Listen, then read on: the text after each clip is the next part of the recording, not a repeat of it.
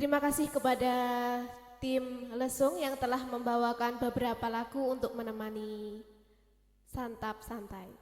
Baik, mari kita lanjutkan acara berikutnya. Bapak Ibu hadirin yang berbahagia, selanjutnya kita masuk pada acara inti, yaitu parenting bersama Bapak Dr. Ade Suprawoto SHMSI dengan tema pengasuhan remaja di era digital.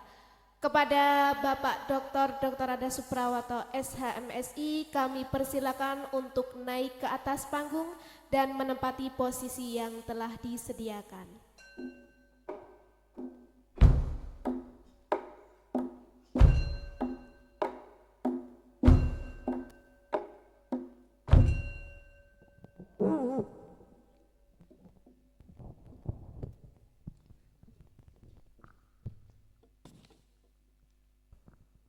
Berdiri aja. Bismillahirrahmanirrahim. Assalamualaikum warahmatullahi wabarakatuh. Yang kami hormati Bapak Direktur Yayasan, Bapak Padmahadi Santoso, Bapak Kepala Sekolah beserta Bapak Ibu Guru, yang kami hormati dari Kepala Dinas Pendidikan atau yang mewakili, orang tua yang kami banggakan, cucu-cucu saya yang hari ini alhamdulillah nanti akan diwisuda. Pertama marilah kita panjatkan puji syukur kehadirat Allah Subhanahu wa taala atas limpahan semata. Pada pagi hari ini kita dapat hadir bersama-sama nantinya menyaksikan anak-anak kita yang mengakhiri di pendidikan SMIT Al-Uswah. Dan mudah-mudahan kelak anak-anak kita menjadi pribadi-pribadi yang unggul. Allahumma amin. Bapak Ibu yang kami hormati, sebelumnya saya mohon maaf. Saya ini bingung juga kalau diminta untuk parenting gitu ya, karena pola asuh itu gimana gitu ya. Karena kami sendiri dulu juga sibuk, ya ibunya, anak-anak juga sibuk, tetapi kami mencoba untuk menerapkan pola asuh yang nanti mungkin akan berguna bagi kita semua. Karena apa? Karena begini, apabila ada dua orang masing-masing membawa sebuah apel, kalau ditukar saya yakin hanya dapat satu. Ya, jadi saya ulangi, kalau ada dua orang masing-masing membawa sebuah apel, kalau ditukar saya yakin hanya dapat satu. Tapi apabila ada dua orang atau lebih masing-masing membawa pengalaman, pengetahuan, ditukarkan akan pulang membawa pengetahuan dan pengalaman sebanyak orang yang bertukar itu. Betapa indahnya pertemuan ini. Mungkin ada hal yang baik, mungkin ada yang buruk. Mari kita hindari bersama-sama kalau itu perlu kita hindari. Bapak Ibu yang kami hormati, parenting itu pola asuh. Saya ingat ketika saya masih di Jakarta, waktu itu saya sebagai Sekjen Kementerian Kominfo, saya didatangi teman saya, ya seorang dirjen gitu. Kemudian masuk di ruangan saya meneteskan air mata, menangis dia. "Ono apa Mas?" gitu. Dia kalau manggil saya Pak gitu. "Ngene lho Pak." "Ono apa?" saya tanya. Saya sedih. Enggak apa-apa. Orang mau pensiun itu alamiah, enggak usah disesali. Bukan perkara itu gitu. "Ono apa?" "Aku mau bengi iku karena saya 6 bulan lagi pensiun. Tadi malam itu saya mengumpulkan anak dan istri saya. Anak-anak saya kumpulkan semua, kemudian saya beritahu. Ma, anak-anakku, papa 6 bulan lagi pensiun. Waktunya untuk keluarga," katanya gitu. Oleh sebab itu nanti kalau bapak pensiun, nanti saya sepenuhnya akan untuk keluarga. Apa jawaban anak-anaknya yang membuat mereka menangis? Teman saya ini menangis. "Pak, papa terlambat. Papa terlambat. Ketika papa saya perlukan ketika saya masih remaja dulu, anak-anak yang perlu bimbingan, papa sibuk dengan pekerjaan. Oleh sebab itu saya sekarang sudah mandiri Pak, nggak perlu membutuhkan Bapak." Itulah yang kemudian membuat teman saya itu menangis. Oleh sebab itu, Bapak Ibu yang saat ini putra-putrinya ya masih di SMP, beruntung panjenengan masih bisa mendampingi putra-putri panjenengan. Kenapa? Itu tadi, golden time itu tidak bisa diulang lagi. Ya, golden time itu tidak bisa diulangi. Kenapa saya sampaikan demikian? Begini, Bapak Ibu yang kami hormati. Kalau di dalam teori perkembangan anak, ya, teori perkembangan anak, itu kan ada ya, bahwa anak itu besok karakternya kayak gini karena turunane gitu. Kalau orang Jawa mengatakan anak mongso ninggal lanjaran kan gitu ya. Ya kan? Ya, jadi buah tidak akan jauh dari pohonnya ya. Jadi anak itu ya lanjarannya kayak opo gitu ya. Lanjarannya tegak ya tegak, rubuh ya rubuh gitu kalau orang Jawa. Kemudian tapi ada juga yang mengatakan bahwa enggak, ya yang penting itu lingkungan. Ya, lingkungannya apik, orang itu jadi apik. Gitu. Tapi Ki Hajar Dewantara mengambil konvergensi dua-duanya. Bibit itu juga perlu, ya lingkungan itu juga perlu. Kan gitu, konvergensi istilahnya kalau Ki Hajar Dewantara. Ya. Jadi alangkah baiknya kalau orang Jawa dulu nek arep kawin itu golek bobot, bibit, bebet. Kan gitu ya. Kan gitu, itu bener.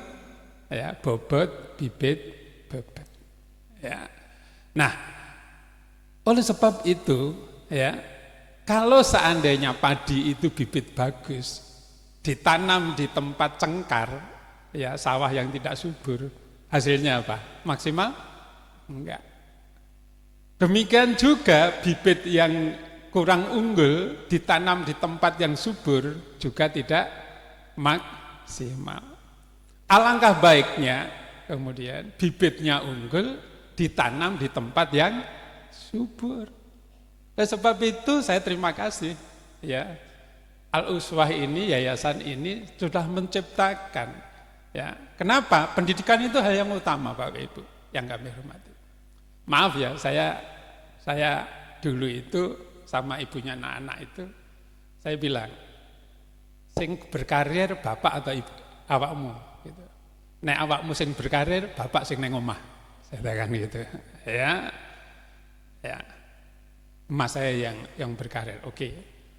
Jadi ibunya anak-anak dulu tidak boleh jadi struktural sebelum anak saya yang paling kecil SMP. Tidak boleh. Kamu harus jadi guru. Ya, jadi guru yang baik, ya, yang baik. Nyontuko ya, saya nyontuko.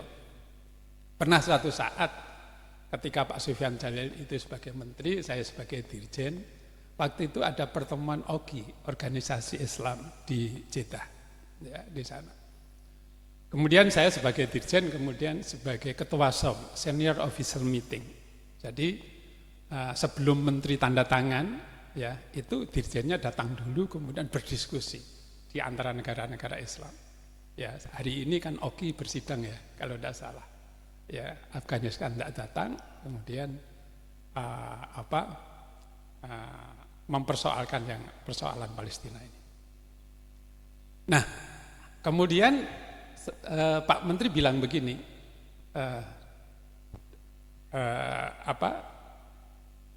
Pak Broto. Bu Sofyan saya ajak sekalian umroh gitu.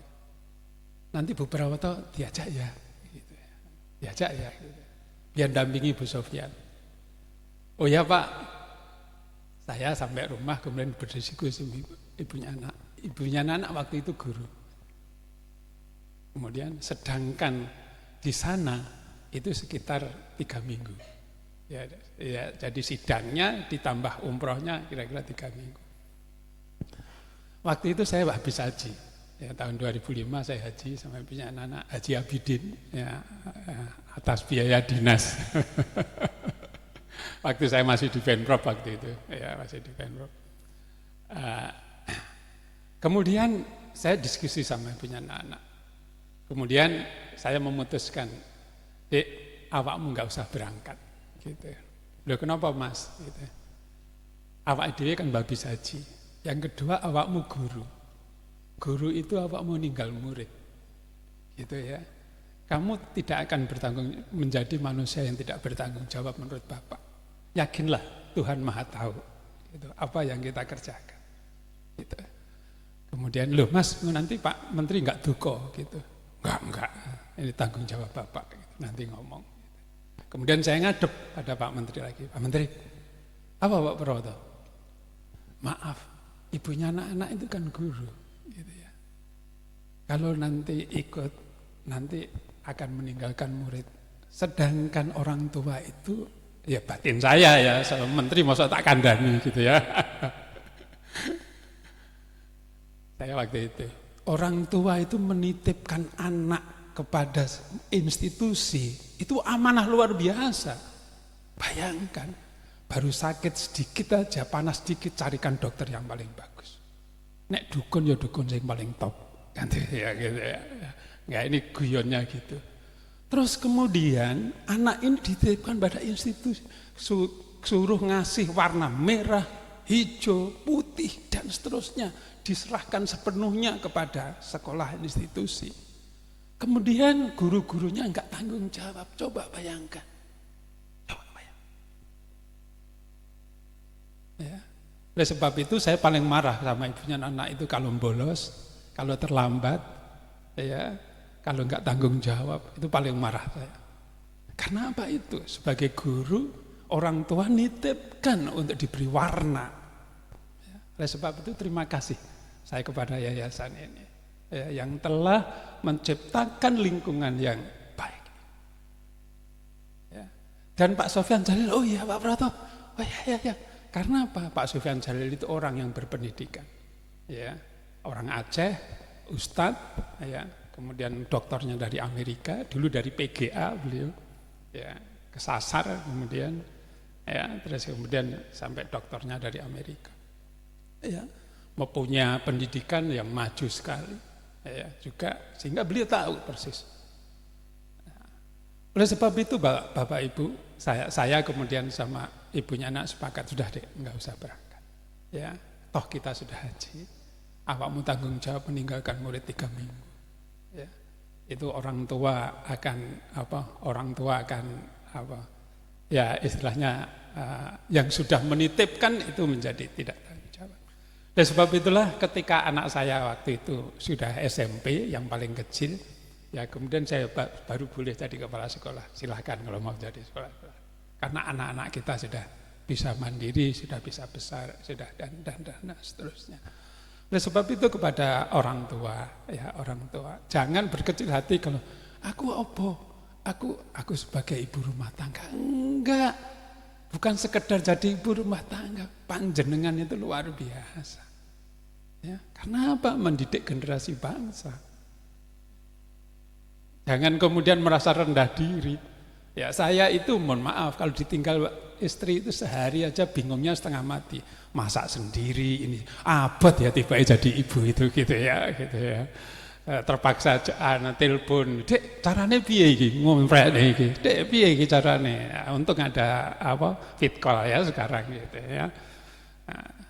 Terus ditinggal, kemudian akuannya habis. Piye iki nglebokne ning dispenser itu. Buka YouTube, oh ngene tibake buka gitu ya. Jadi begitu kompleksnya persoalan. Jadi jangan merasa yang laki juga begitu ya. Harus saling menghargai ya, antara bahwa ibu rumah tangga itu juga pekerjaan yang luar biasa, tidak boleh disepelekan. Karena apa? Karena orang tua adalah ya pendidik yang pertama dan utama. Bapak Ibu yang kami hormati, anak ya, kalau saya ya mohon maaf saya mengingatkan lingkungan tadi ya, bahwa kita ciptakan lingkungan rumah tangga yang bagus di rumah. Satu, ya, lingkungannya apa? Orang tua harus konsisten. Ya. Anak itu yang menjadi buat anak itu idolanya adalah orang tua. Jangan membuat idola yang lain. Ya, orang tua harus menjadi idola. Idola itu tidak harus pendidikannya tinggi, ya tidak. Enggak. Ibunya disiplin, ibu menjaga kebersihan, ibu lemah lembut, ibu dan seterusnya. Banyak hal yang bisa dikerjakan sehingga anak kita menjadi mengidolakan orang tuanya. Ya. Jangan kemudian anak-anak kemudian mangkrutinggal istilahnya, melihat ke samping. Oleh sebab itu Bapak Ibu, mohon maaf, boleh ditanya. Saya tuh kalau bertengkar sama ibunya Nana, jangan dikira terus Pak Prawoto sama Bu Titi itu enggak pernah bertengkar. Ya ada. Tapi saya diem. Ya saya enggak pernah mengeluarkan kata-kata apapun. Jadi ibunya Nana kalau saya diem itu tahu, oh berarti Bapak marah. Kenapa?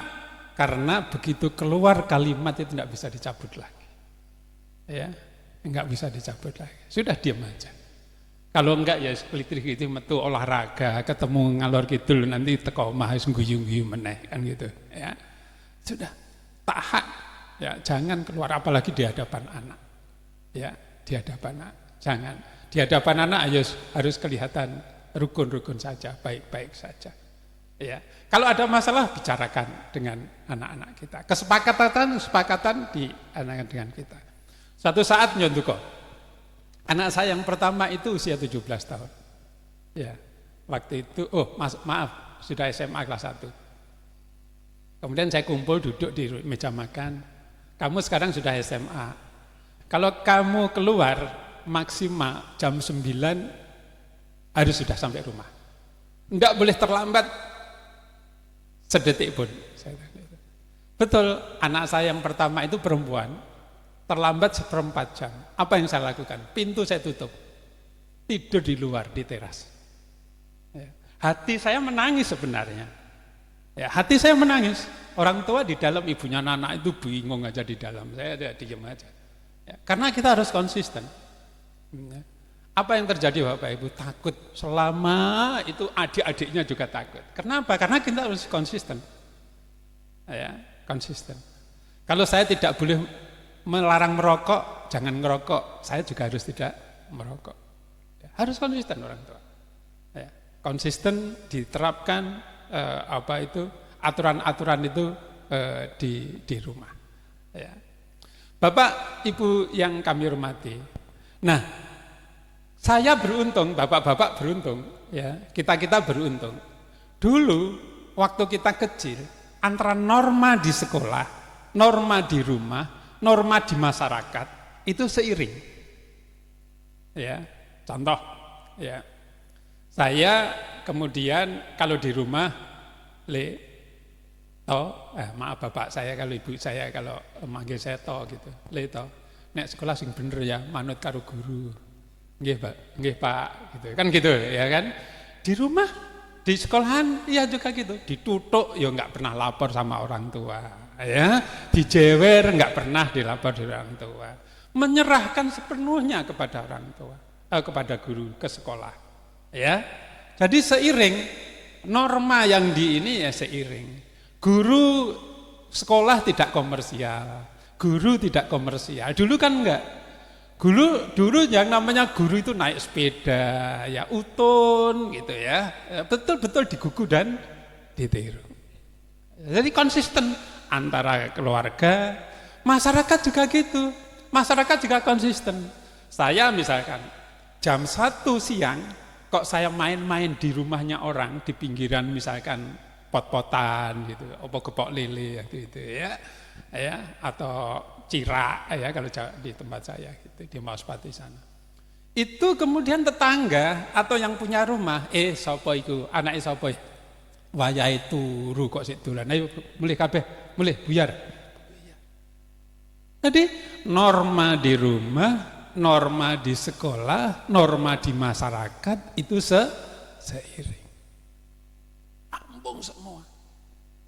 Ya. Saya sampai sekarang tidak bisa berenang. Kenapa? Ya nyontuko. Setiap saya ke Kalimalang dulu jalan kaki, ya jalan kaki, kan lewat sawah. Pak Tani itu kan kenal sama bapak saya. Bapak saya juga punya sawah. Bapak saya karena di Kedung, dulu juga ada orang anak yang kelelep di situ sampai meninggal. Bapak saya khawatir. Ya. Setiap saya berapa jam nggak ada, dicari. Kok gak ono iki golek ning sawah. Teko, Kang, awakmu mau roh anakku toh? Jegeke ngulon rono yan, gitu ya, gitu kan dulu. Jegeke ngulon rono yan, gitu ya. Paling neng kali kono lho, kanca-kancane mau rame-rame rono. Ya udah, care. Dulu care, semua care melihat ini anaknya siapa, semua mengontrol. Coba sekarang. Ya. Norma yang ditanamkan di sekolah, di rumah, norma yang ditanamkan di sekolah, norma yang ditanamkan di masyarakat tidak seiring. Apa ada sekarang yang peduli orang tetangga itu anak siapa? Yang penting itu anakku. Gitu. Begini. Ya. Oleh sebab itulah ini harus seperti tadi saya sampaikan, lingkungan ini sangat berpengaruh terhadap perkembangan anak. Ya, jadi kalau bibit yang baik ditanam di lingkungan yang kurang baik juga kurang bagus. Demikian juga bibit yang kurang bagus ditanam yang di tempat yang baik juga tidak maksimal. Demikian juga kalau kemudian kesimpulannya kalau bibitnya bagus di lingkungan yang bagus, itulah. Oleh sebab itu saya terima kasih. Anak-anak kita, cucu-cucu saya, kemudian lahir di lingkungan bagus, keluarga yang bagus, disekolahkan di Al-Uswah yang lingkungannya bagus. Ya. Tinggal menciptakan lingkungan masyarakatnya ini. Ya, gimana masyarakatnya supaya tadi menjadi peduli, ya dan seterusnya. Ini ya. Nah, zaman dulu pengaruh luar itu tidak besar. Saya tahu telepon itu kalau disuruh guru saya itu ke kantor pos. Ya, suruh lihat jam. Ya, karena guru saya dulu jamnya masih diputer rek dan selalu terlambat, nek lali muternya mati gitu ya. Iki jam piro, wayahe metu mulih apa ora gitu kan. Kemudian mesti nyuruh, saya dulu di SD Mauspati 1 gitu, di Porvolog gitu. Nah itu kalau di kantor pos kan ya kira-kira 500 meter. Jadi gantian nanti suruh lihat jam sana. Nanti gurunya itu kelihatannya memperhitungkan melakune bocah iki, kemudian mulai mau kira-kira berapa menit terus dipasne. Kira-kira gitulah, kira-kira kalau saya. Ya. Jadi lingkungannya masih kayak gitu. Tahu telepon saya itu di kantor pos itu kalau telegram itu ya. Dulu kan telegram. Ya. Jadi telegram itu di kantor pos gitu. Kemudian berkembang tahun 80-an di Indonesia itu digital. Dulunya analog. Dari Magetan kalau mau telepon ke Surabaya dulu minta 001 ke Telkom. Halo, ini Telkom, ya. Saya minta disambungkan nomor sekian ini. Oh ya, nunggu dulu sak jam. Ya. Waktu itu muni kring, halo ini dari Telkom sudah nyambung Pak. Ya, nyambung. Dulu kalau begitu saya batin saya. Kalau gitu dulu orang pacaran itu bisa didengarkan orang Telkom ya gitu ya. Iya kan? Karena nyambung nih. Ya. Jadi gitu. Ya. Dulu masih gitu. Ya. Jadi nomor HP itu masih mimpi ya. Kemudian tahun 80-an muncul SLJJ. Sambungan langsung jarak jauh. Ya, tik, tinggal nomor kode-kodenya langsung. Itu aja menimbulkan persoalan. Saya ingat waktu itu saya masih di Surabaya.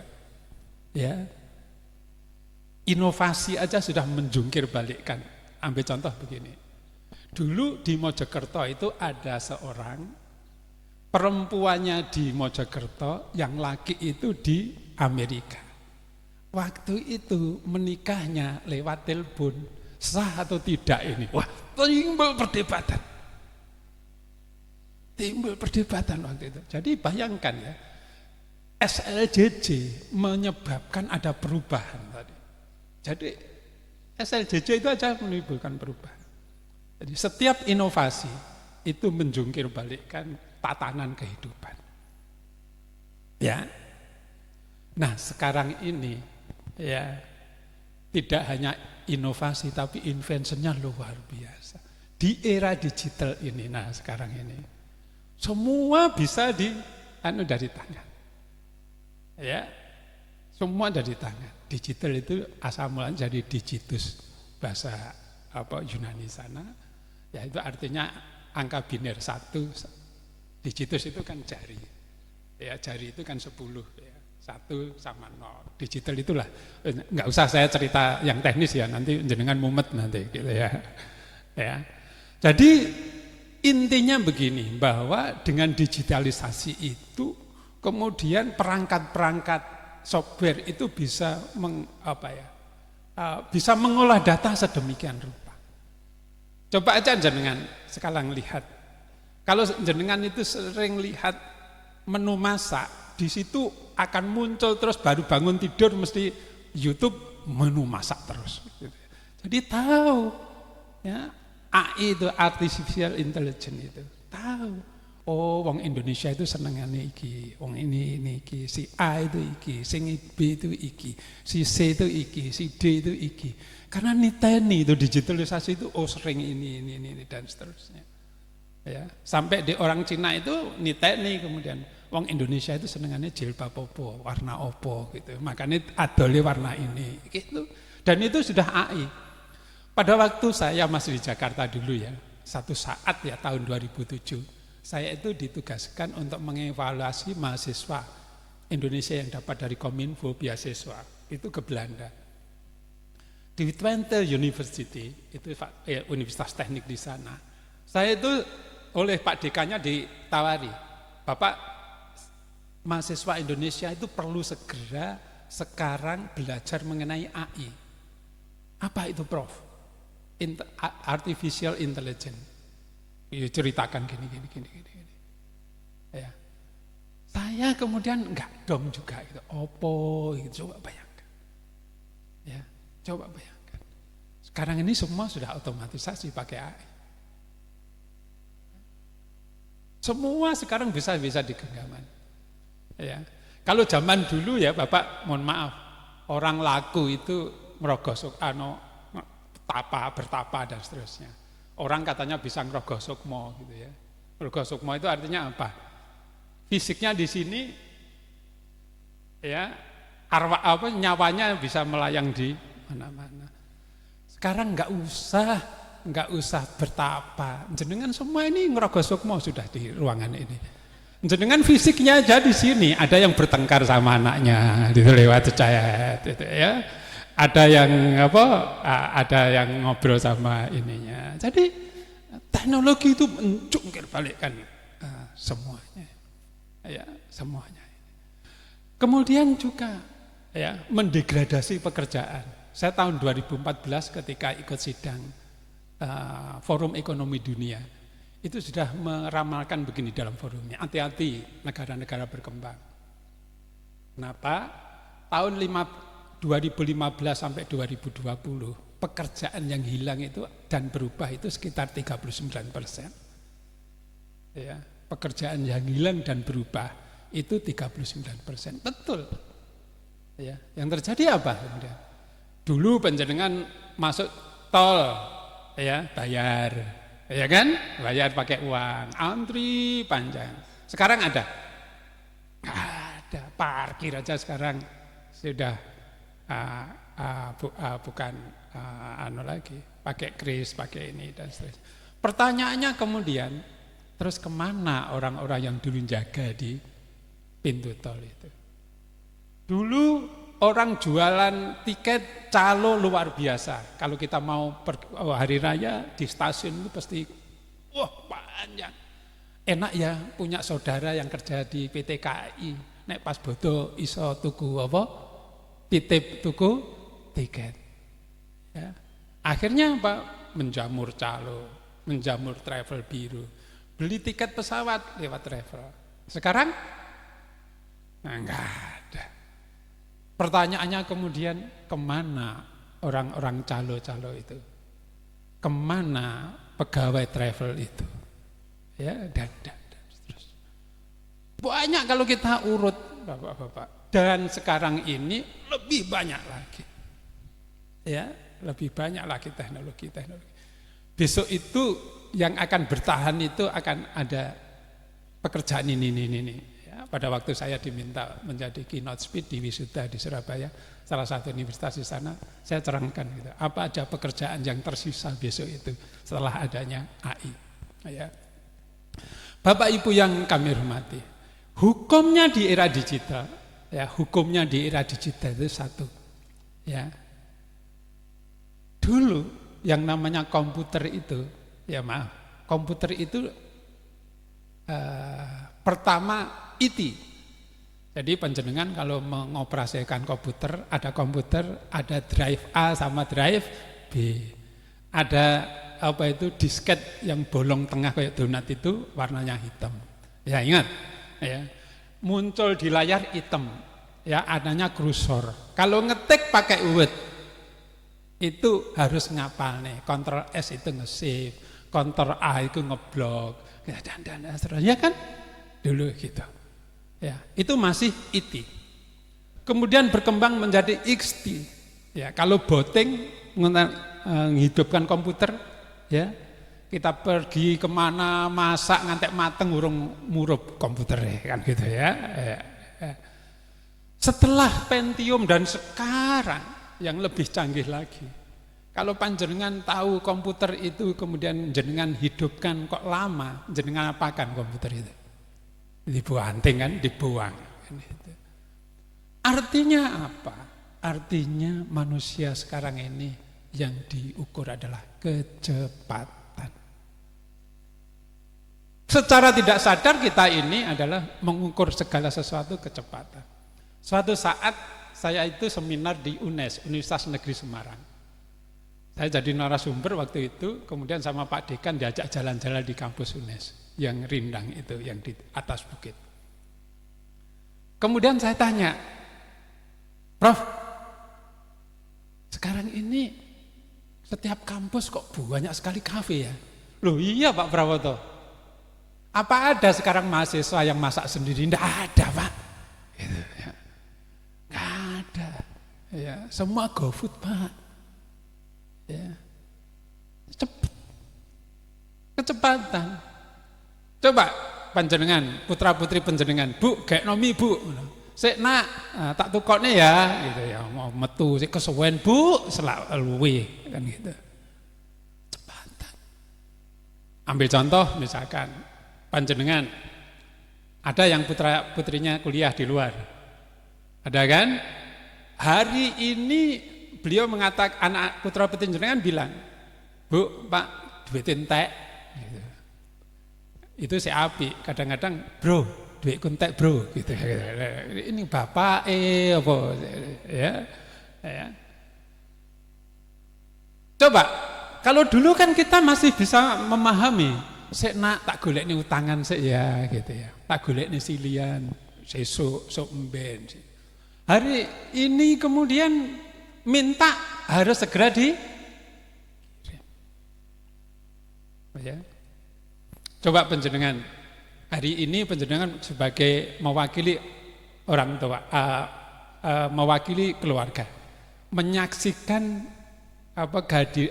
kelulusan putra-putri panjenengan. Jenengan di WA sama suaminya. Mah, kok mulih-mulih ora barbar itu lho. Sing ngrungokne Pak Prawoto gitu. Tapi enggak jenengan jawab segera, apa yang terjadi? WA nanti dijawab gitu. Kecepatan. Semua ngukurnya kecepatan. Dan tidak pernah melihat etika.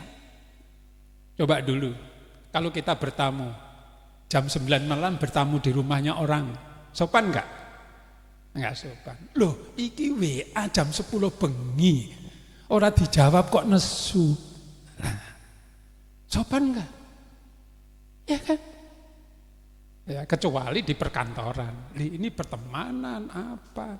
Yang lebih tragis itu banyak sekali sekarang anak-anak kemudian bunuh diri, merasa terasing.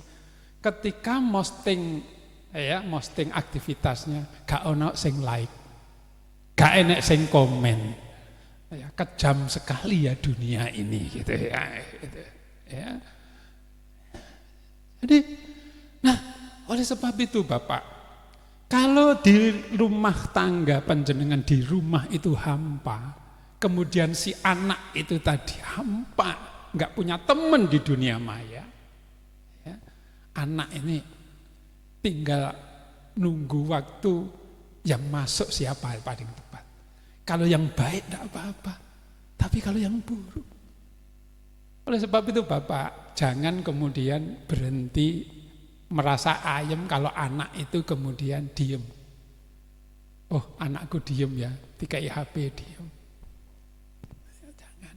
Anak itu perlu diajari motorik, diajari sosial dan seterusnya. Ya, harus tetap perkembangan itu harus tetap ya tetap diajari. Coba bayangkan ya nyontuko ya. Ini sekarang kan kurikulum merdeka. Ya, kurikulum merdeka. Bapak Ibu, dulu kita ini pelajaran kita ini sudah merdeka. Kenapa? Kita tahu dulu baru di sekolah dimaknai secara ilmiah. Kita akan bisa membedakan, oh nek wayai kembang pelem itu ini, nek bar kembang itu pentil, nek pentil itu gogrok, engko terus sebagian jadi pelem dan seterusnya. Oh pari itu nek bari matun terus kemudian ditanam, kemudian jebul kemudian ya dan seterusnya panen dan seterusnya. Ya. Itu kemudian anak kita tahu, kita tahu semua karena diajari oleh orang tua kita, diajak ke sawah. Ya. Kemudian dimaknai di sekolah. Oh, kenapa pelem itu Sukowo ada penyerbukan antara benang sari sama apa? Putik sari dan seterusnya. Adan putiknya dan seterusnya. Ya, terusnya. Anak sekarang enggak. Mulai kuwedil ya sudah tidak dimerdekakan. Sik balita dilebokne apa sekolah apa? Terus enggak pernah keluar dilihat-lihat. Coba saya tanya, putra jenengan bisa enggak bedakan padi sama alang-alang? Bisa enggak? Nah, oleh sebab itu sekarang ini dimerdekakan, anak-anak itu sekarang dimerdekakan. Ojo ngono, ayo dikenalkan sama lingkungan. Karena sekarang dibualik. Lah dulu enggak kita merdeka. Nah, oleh sebab itu Bapak Ibu, nah lingkungan kita ini sekarang kita maknai ada hal yang kurang baik di lingkungan di media sosial, utamanya di dunia maya. Oleh sebab itu Bapak, kebetulan saya waktu itu di Kominfo menggagas termasuk yang menggagas undang-undang ITE, ya, undang-undang ya informasi dan transaksi elektronik. Kita membayangkan dulu bahwa dunia maya, dunia realitas itu sama. Dan justru dunia maya itu harus lebih berat hukumannya kalau melanggar. Contoh yang paling sederhana. Kalau saya ngomong nggak bagus di ruangan di forum ini, yang tahu siapa? Panjenengan semua kan? Hanya lingkup di sini. Kalau saya kemudian ada pidana, seandainya menciderai nama baik orang dan seterusnya, kemudian orang tidak suka, kemudian saya dizu ya atau dituntut ya, kemudian yang tahu hanya lingkup ini. Oleh sebab itu ancaman untuk penghinaan itu di bawah 5 tahun misalkan gitu. Beda kalau di panjenengan nggak suka sama orang diupload, ya diupload di dunia maya. Yang tahu siapa? Seluruh dunia. Anak cucu penjenengan besok nggak ada, tetap akan dunia maya itu adalah dunia akan hilang kalau sudah kiamat. Oleh sebab itu kita berpikir waktu itu bahwa dunia realitas harus di dunia sama dengan dunianya. Cyber space sama dengan real space. Ya, hukumannya harus sama. Justru di dunia maya itu lebih berat. Ya, kenapa itu tadi? Coba bayangkan. Saya misalkan panjenengan nggak suka sama saya, jenengan upload bahwa Pak Prawoto gini. Suatu saat saya nggak ada, anak cucu saya tanya, Bapak, kakek saya dulu siapa tuh Pak Prawoto itu siapa tuh? Cari di dunia maya. Yang muncul, oh Pak Suprawoto dulu gini. Coba bayangkan. Oleh sebab itu Bapak Ibu yang kami hormati, bijaklah bermain di dunia maya. Ojo idik-idik di-upload sidik-sidik. Pikir semiliar kali sebelum upload. Oleh sebab itu hukumannya waktu itu kita buat lebih dari 5 tahun ancaman. Hanya kemudian ada persoalan di Rumah Sakit Omni Jakarta itu. Masyarakat gugat, akhirnya Indonesia itu negara yang paling bebas menurut saya. Ya, apa-apa boleh. Hanya satu yang tidak boleh, mengatakan tidak boleh. Nah, gitu ya, saking bebasnya. Apa-apa bebas, apa aja bebas. Ya. Sampai coba bayangkan, ada tabrakan, ya. Loh gitu kober-kobernya di apa? Video. Orang membunuh orang di video. Etikanya di mana? Coba bayangkan. Kemudian diupload lagi. Coba. Anak-anak kita kemudian lihat itu hal yang biasa. Coba bayangkan. Coba bayangkan. Ya, hal yang biasa melihat itu di dunia maya itu apapun. Karena apa? Negara kita ini negara yang paling bebas menurut hemat saya. Apa aja boleh. Ya, kecuali satu mengatakan tidak boleh. Ya, apa aja boleh. Ngolok-ngolok orang ini udah lah. Lihat aja. Isinya apa media sosial itu penjenengan kayak kadang-kadang terus terang aja saya dulu lama di Kominfo jadi kadang-kadang merasa ini bahwa kesalahan kita diantaranya adalah menciptakan lingkungan sosial yang kemudian adaptif terhadap perubahan ini. Nah, sebab itu Bapak Ibu yang kami hormati, bentengnya di mana? Ada sebuah keniscayaan kalau kita kemudian, udah kalau begitu anak-anak nggak usah dipegangi HP. Hanya kemudian waktunya kapan anak itu harus dipegangi HP. Ya. Harus ada waktunya. Jangan kemudian mulai kecil kemudian iya boleh, tetapi yang dimasukkan di situ aplikasi-aplikasi tertentu. Ya, aplikasi tertentu. Jadi maaf. Kebetulan cucu saya itu di Belanda.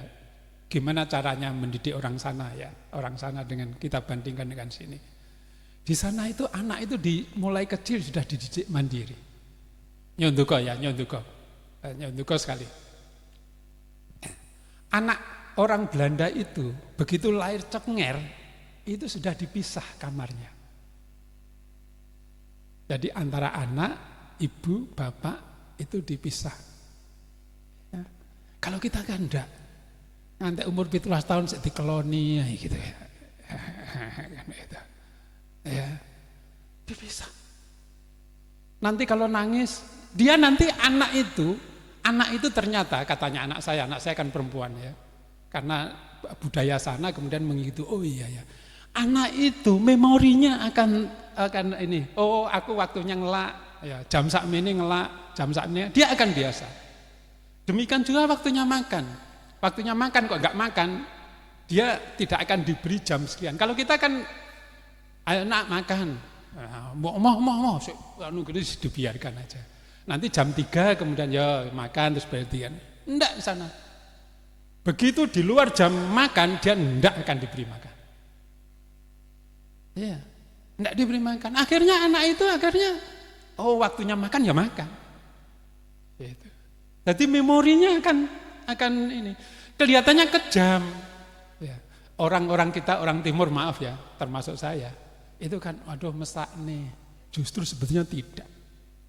Kalau kita ingin mendidik anak kita, ya supaya fight ketika kita tidak ada, ya kita harus masukkan kawah condro di muka.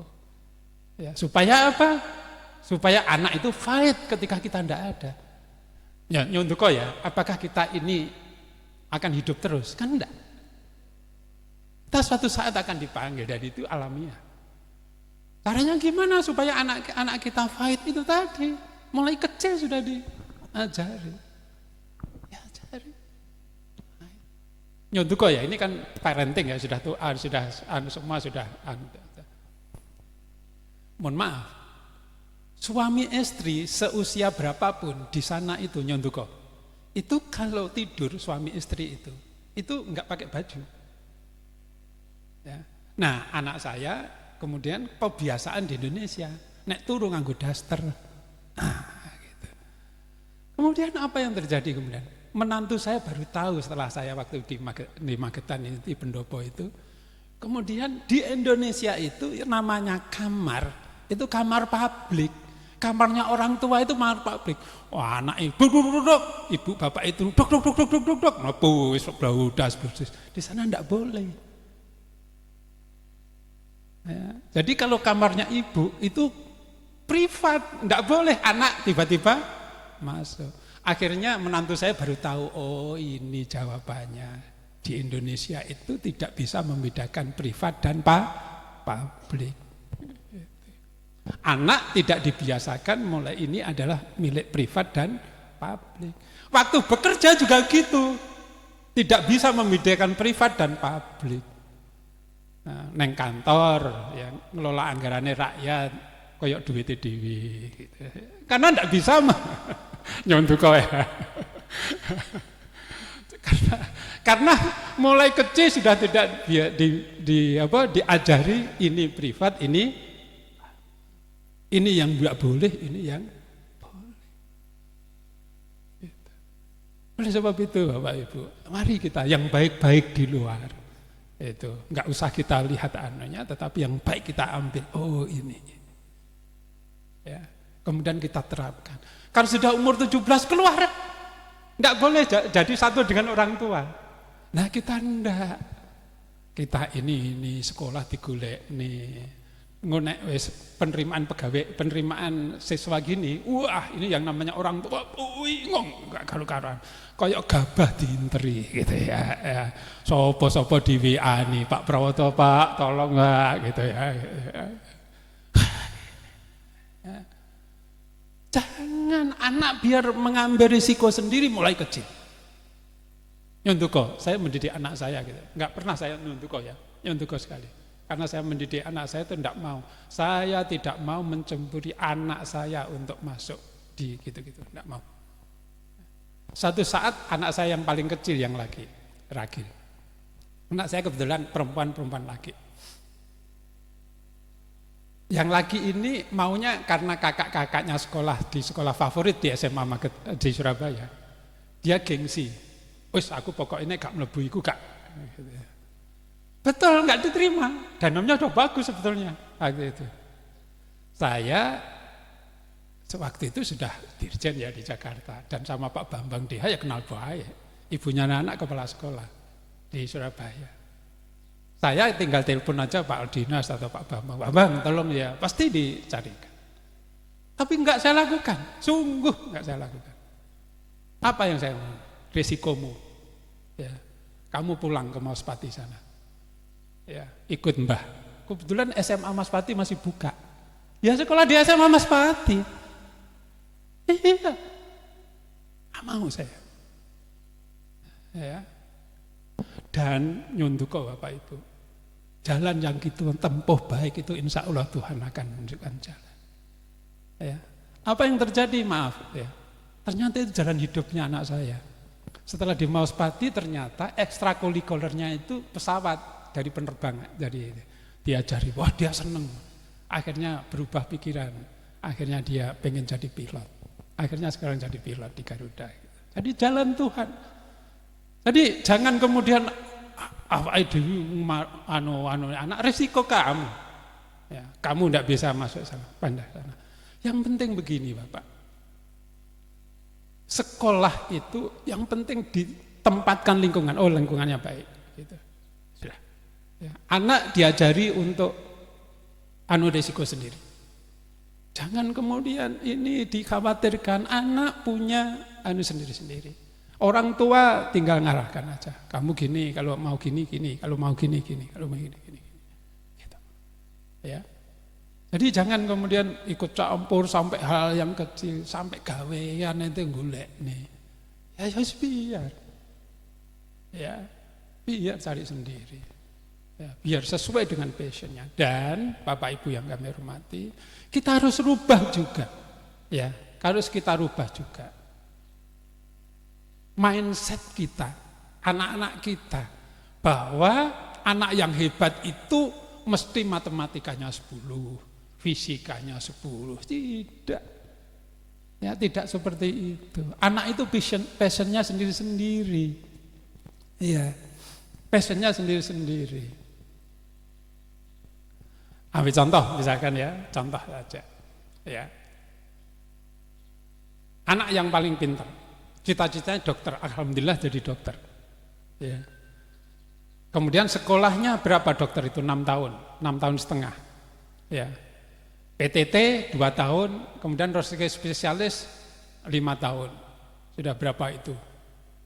8,5 tahun ditambah 5 tahun, 13,5 tahun.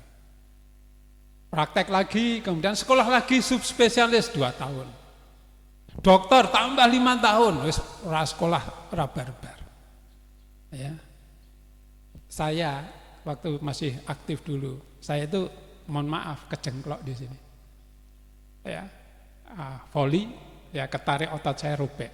Kemudian oleh dokter sini, Pak, MRI di Surabaya. Kebetulan yang MRI apa itu dulu orang tua murid ibunya anak-anak di Surabaya. Oh, ya suaminya Mem Titi ya Pak Prawoto itu. Iya, terus kemudian diperiksa. Oh, sama dokternya kemudian ini Pak hasilnya robek kecil. Pak, bawa lagi ke profesor. Oh, enggak apa-apa Pak. Sudah Bapak istirahat aja 1 bulan. Ya, pakai krek, pakai kursi roda 1 minggu, kemudian habis itu pakai krek. Bayarnya berapa? 250.000 sekali periksa. Ya, sekali periksa. Kemudian satu saat saya dinas di Jogja. Rambut saya agak panjang gitu ya. Biasanya dulu waktu saya masih di Surabaya, saya tidak pernah potong karena yang motong istri. Ya, karena sama sibuknya kemudian saya terus akhirnya panjang. Waktu di Jogja saya potong rambut. Kemudian saya nyari salon gitu, salon yang bagus itu. Terus Tugu itu ke utara, terus belok kiri. Di Kramasi, di ini. Ya. Berapa ongkosnya? Tahu? 400.000. Pertanyaannya sekarang, dokter sama tukang cukur tadi mahal mana? Oleh sebab itu jangan menyepelekan profesi. Kalau anak kemudian matematikanya tidak 10, kemudian penjenengan hukum, ya jangan. Menjadi tidak nyaman di rumah akhirnya karena bapak ibu marah. Ini karena dicari passionnya anak itu apa. Jangan dibandingkan dengan temennya dan seterusnya. Jangan. Anak itu punya passion sendiri-sendiri. Bapak bisa lihat, cukur aja 400.000, coba bayangkan. Ngerti ngono aku gak tadi pegawai dulu gitu ya.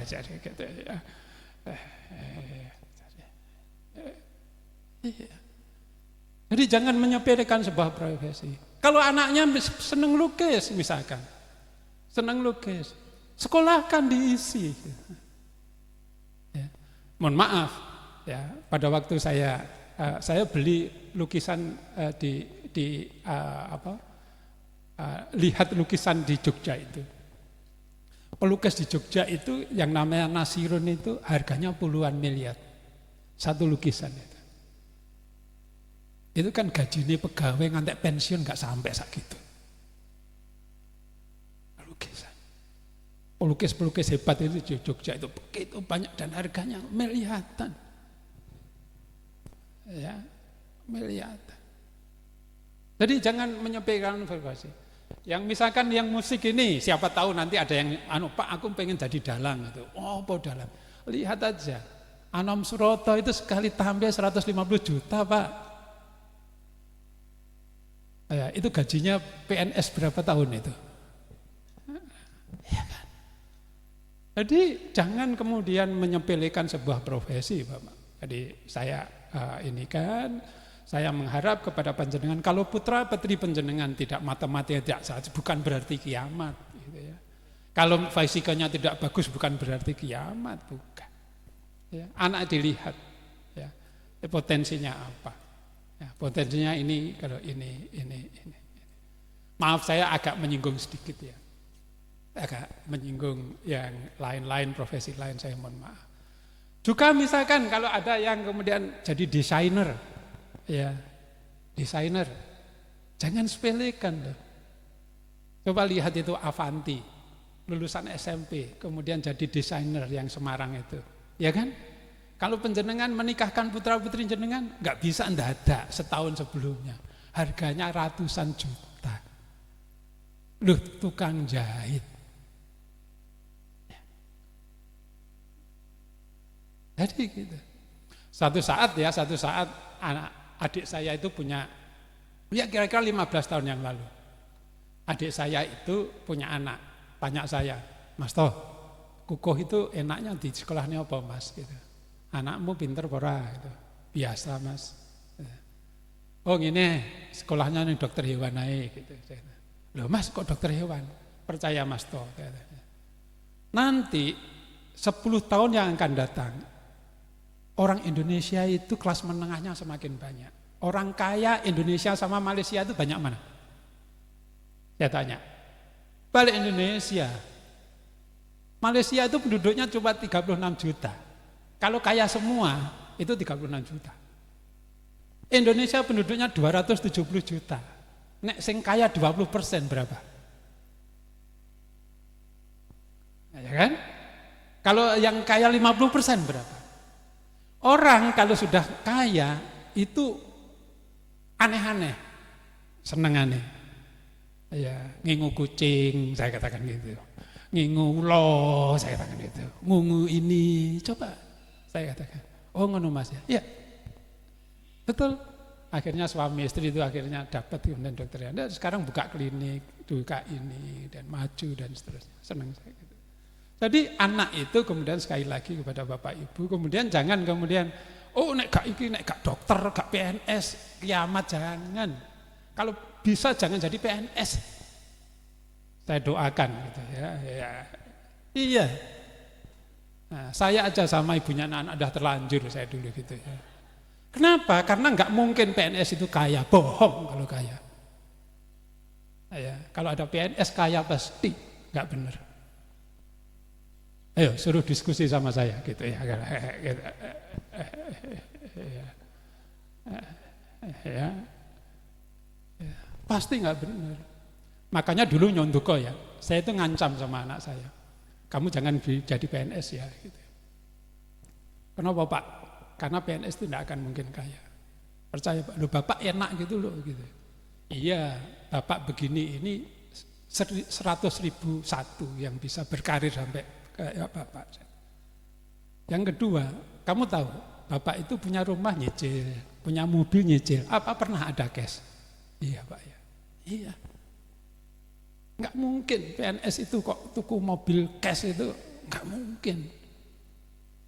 Enggak mungkin. Makanya nyonduko ya. Ini saya cerita.